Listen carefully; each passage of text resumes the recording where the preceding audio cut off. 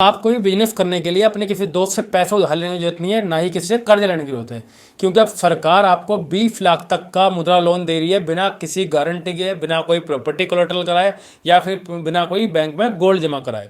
ये लोन कैसे ले सकते हैं, कौन कौन ले सकते हैं, कौन कौन बिजनेस स्टार्ट करते हैं, चलिए आज इस वीडियो पे इस पे बात करते हैं। और ये वीडियो अंत तक देखिए, बिल्कुल भी स्किप मत कीजिए, क्योंकि मैं इसमें स्टेप बाय स्टेप सारा कुछ बताने वाला हूँ कि ये लोन आप कैसे ले सकते हो, कैसे यूज़ कर सकते हो और कैसे सब्सिडी ले सकते हो।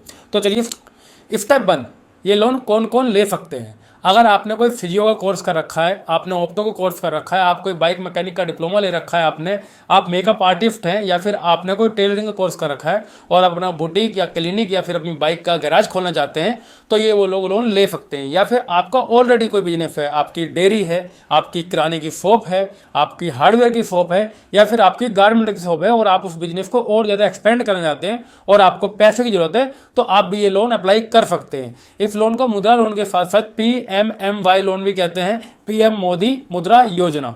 और ये पहले 10 लाख की थी, 10 लाख से बढ़ा के इस बार सरकार ने इसको 20 लाख तक कर दिया है, जिसमें आप बहुत इजीली सब्सिडी भी ले सकते हैं। स्टेप 2, ये लोन कौन सी बैंक आपको देगी।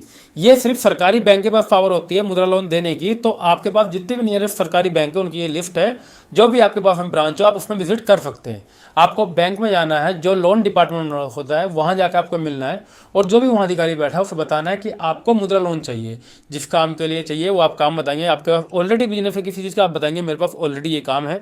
या फिर आपको अगर नया बिजनेस स्टार्ट करना है तो आप मैनेजर बताएंगे कि मुझे नया बिजनेस स्टार्ट करना है।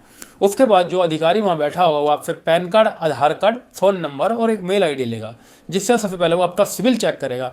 सिविल अगर आपका गुड है, सिविल गुड 700 प्लस होता है, अगर आपको 700 प्लस सिविल आता है तो बहुत ईजिली आपको मुद्रा लोन मिल जाएगा और आपका लोन प्रोसेस स्टार्ट हो जाएगा। अगर आपका सिविल अच्छा निकलता है और प्रोसेस स्टार्ट होता है तो बैंक के अधिकारी आपसे जो है पेपर मांगेंगे, उस पर बात कर लेते हैं। स्टेप 3, जो बैंक का जो अधिकारी है सबसे पहले आपसे पेपर मांगेगा income tax return. Income tax return जो आप फाइल करते हैं अपने बिजनेस को लेके, 3 साल का आपको इनकम टैक्स रिटर्न देना पड़ेगा बैंक को। और उसी के बिहाफ पे आपको एक देनी पड़ेगी balance sheet. Balance sheet income tax पे बनता है। बैलेंस शीट में लिखा होता है कि आपने कितना मार्केट में उधार दे रखा है, कितना आपने ग्रोथ कमाया, कितने आपके मार्केट में प्लस हुआ है, प्रॉफिट हुआ है, वो सारी चीज़ें बैलेंस शीट में होती है। ये भी आपको 3 साल की बैलेंस शीट देनी पड़ेगी। और साथ ही में इसके लिए आपको CA के पास जाना पड़ेगा। CA आपसे कुछ चार्ज करेगा बैलेंस शीट बनाने के लिए, और बैलेंस शीट कुछ इस तरीके से दिखता है और इनकम टैक्स रिटर्न कुछ इस तरीके से दिखता है। ये पेपर आपको प्रोवाइड कराना पड़ेगा। एंड उसके बाद जो बैंक के अधिकारी होंगे आपसे मांगेंगे GST सर्टिफिकेट। अगर आपके पास GST सर्टिफिकेट नहीं है तो आपको उद्यम रजिस्ट्रेशन देना पड़ेगा। उद्यम रजिस्ट्रेशन भी अगर आपके पास नहीं है तो आप उसको अप्लाई कर सकते हैं, खुद से भी अप्लाई कर सकते हैं MSME रजिस्ट्रेशन की वेबसाइट पे जाके, या फिर आप किसी भी साइबर कैफे में जाके अप्लाई कराएंगे तो वो 500 रुपये आपसे लेगा और ये आपको अप्लाई करके दे देगा। एंड इसी के बाद आपसे मांगी जाएगी प्रोजेक्ट रिपोर्ट। जो आप लोन करा रहे हो उसकी प्रोजेक्ट रिपोर्ट होगी 5 साल की, क्योंकि ये लोन भी आपके 5 साल के लिए होता है। तो आपसे 5 साल की प्रोजेक्ट रिपोर्ट मांगी जाएगी कि आज आपका बिजनेस यहाँ स्टैंड करता है, 5 साल बाद आपका बिजनेस कहाँ तक स्टैंड करेगा, कितना और ज़्यादा ग्रो करेगा। और साथ ही में मांगी जाएगी आपसे स्टॉक स्टेटमेंट।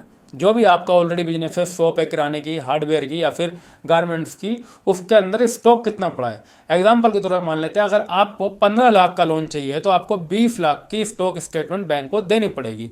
ये सारे के सारे पेपर आपको CA बना के देगा। स्टॉक स्टेटमेंट ऐसे देखने मिलेगी आपको, ये सारे पेपर आपको CA बना के देगा, जो हर जगह CA अलग अलग चार्ज करता है। ये सारे पेपर आपको अधिकारी को दे देने हैं। स्टेप 4, अब आपका लोन प्रोसेस हो रहा है तो आपके पास बैंक की तरफ से कॉल आई है कि वहाँ का कोई अधिकारी बैंक का या कोई स्टाफ का आपके शॉप पे और आपके घर में विजिट करने के लिए आएगा। जब वो विजिट करने के लिए आएगा तो आपके घर की फ़ोटो लेगा, साथ में आपके साथ अपनी फ़ोटो लेगा, शॉप की फ़ोटो लेगा और एक बिजली का बिल लेगा जो आपके घर का होगा। ये सारा प्रोसेस होने के बाद आपका लोन स्टार्ट हो चुका है। स्टेप 5, अब आप लोन में सब्सिडी कैसे ले सकते हैं, आप सब्सिडी का फ़ायदा कैसे उठा सकते हैं। तो आपके पास सब्सिडी के लिए सबसे पहली चीज़ स्थायी निवास प्रमाण पत्र होना चाहिए। आप जिस भी स्टेट के हैं वहाँ का आपके पास स्थायी सर्टिफिकेट होना चाहिए, वरना आपको सब्सिडी नहीं मिलेगी।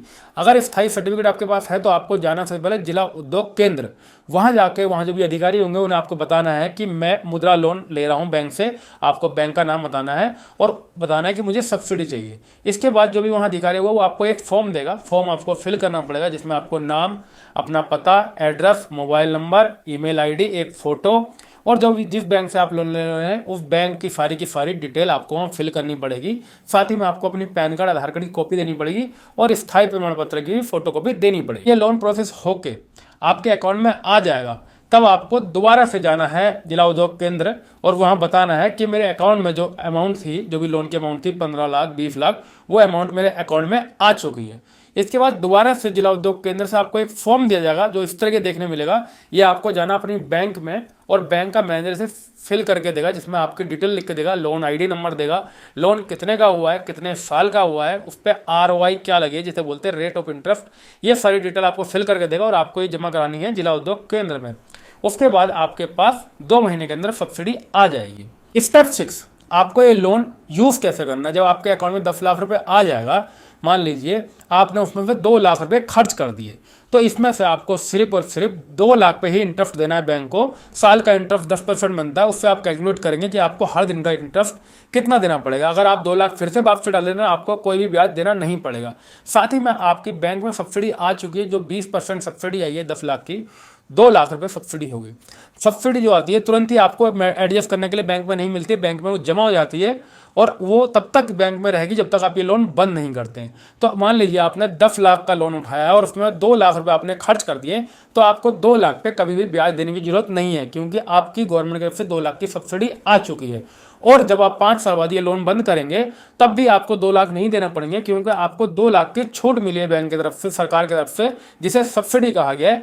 तो 10 लाख की जगह आपको सिर्फ बैंक में 8 लाख ही जमा करने और 2 लाख की आपको छूट मिल जाएगी। अगर वीडियो में आपको कुछ समझ में नहीं आया तो आप मुझे डायरेक्ट कमेंट या मैसेज कर सकते हैं, मैं आपको सारी की सारी डिटेल बता दूंगा कि आप लोन कैसे लेंगे और क्या क्या प्रोसेस होगा। अगर किसी वजह से आपको लोन में कोई दिक्कत होती है, आप मुझसे हेल्प ले सकते हैं, मैं सारी की सारी आपकी हेल्प करूंगा और आपको बहुत ही स्टेप बाई स्टेप बताऊंगा कि ये लोन आप कैसे ले सकते हैं।